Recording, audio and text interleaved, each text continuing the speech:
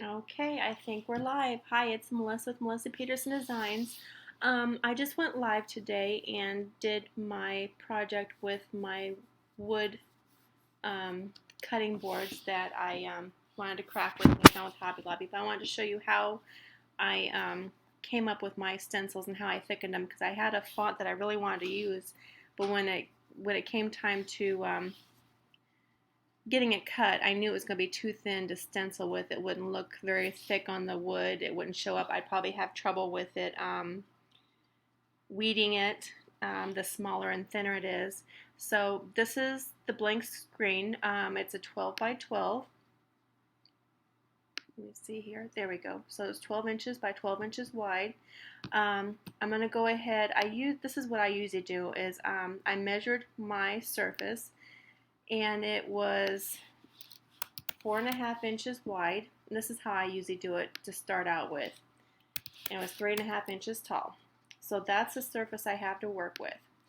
I go over here to the drawing tools and I hit the square or the rectangle, and I will go ahead and outline this because when I get done, this is what I'm going to use to help me center it on my sign. So that's close enough. Okay, come over here to the text and we'll go ahead and type out, oops, too many, a name. So we'll do Meryl. I'll have to do one of the A's because I'll show you how to fix that because it didn't show up right. So highlight your name and go over here to the open textile panel. And the font I'm going to use is Silver Script font.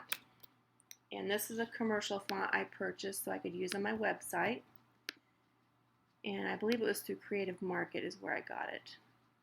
So I went ahead and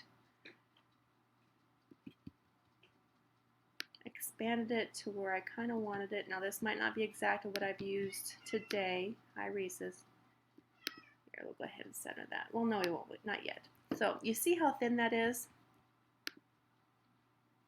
So those tiny little areas, I'm going to probably lose them when I try and transfer them with the transfer tape. And then I'll have to come back and I'll have to recut.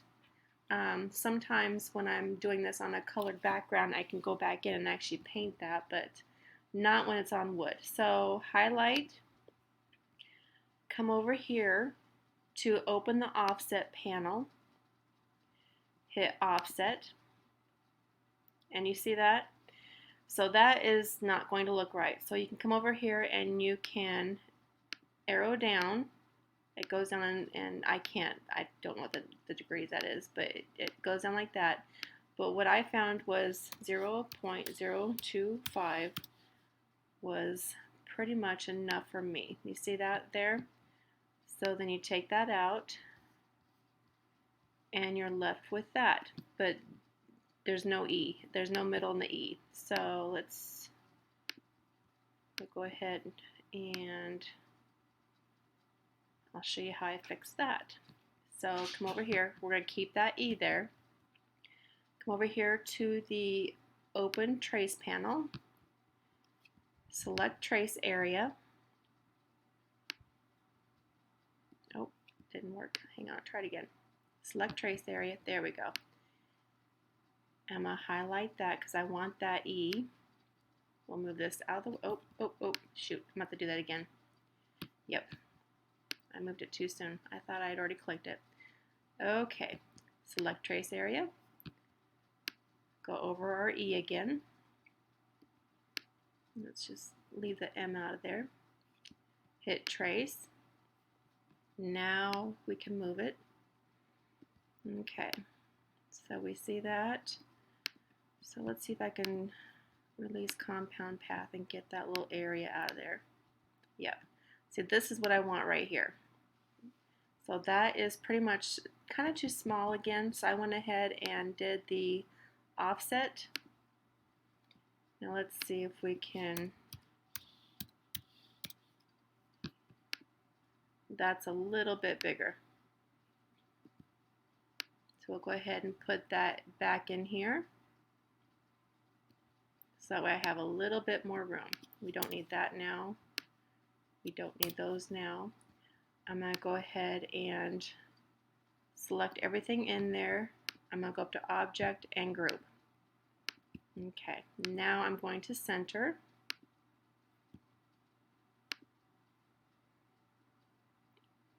And hit the bullseye. Okay, I'm going to go ahead and hit the border, and I'm going to group them. And you know what I forgot to do? Well, I'm not worried about that because that's just a cut line, but I wanted the border, so I'm just going to hit copy and paste and make a second one. So Merrill's is technically done. That's okay with that being red. It's not, it's just a cut line, just like the black is a cut line, just like the red border is a cut line. That's the important part. So now we've got this one. We'll go ahead and center it. I'm going to ungroup this one because I want to do one with an A.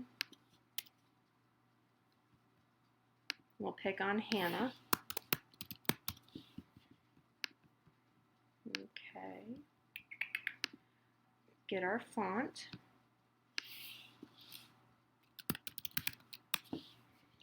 Okay, let's go ahead and increase the size.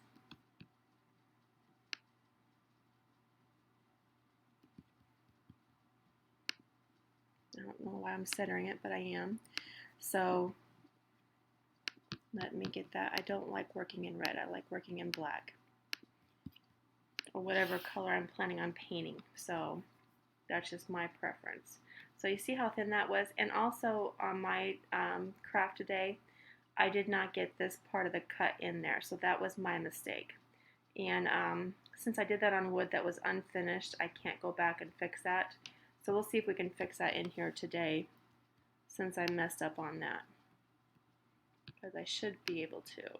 Highlight, offset. Okay, I already know what size I want to go down to.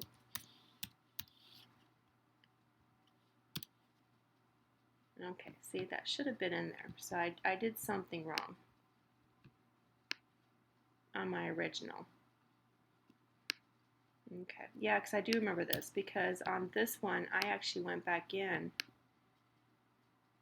and deleted that little section there because I didn't even want to fool with it since it was such a tiny area. But I wanted this in there. Okay, so we got the A's. Let's go ahead and try that again. Oops.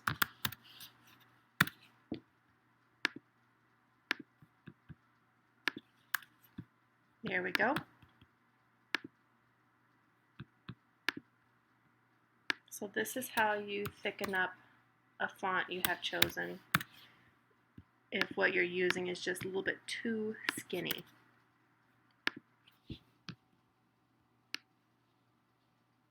We'll go ahead and select everything inside there and group it. I think I centered it, but let's just make sure. Okay, and we'll pick our Hannah and our border, and I group them. Okay, so that's how I did that. So now in order to go to and cut, let's go ahead and go, my Silhouette Cameo, it cuts up to 12 inches.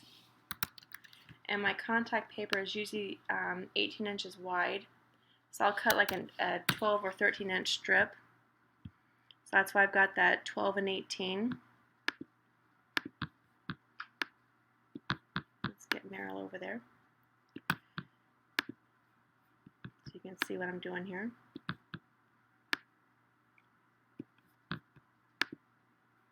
Okay, so I actually had 6 of these, so I ended up rotating them to make room.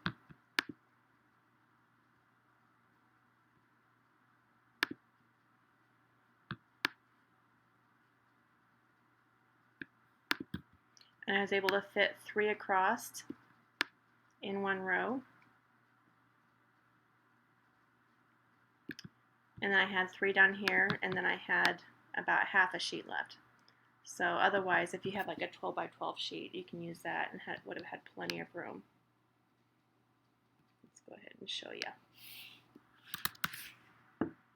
See, there've been plenty of room to have all 6 on there. Okay, so from here, you go over to send. Now I already have it set up for contact paper for my machine because that's what I use. It's on, the blade's on 1, I have the force on 5. I slow the speed down on mine to 3 because I'd just rather take time. And then I have 1 pass only.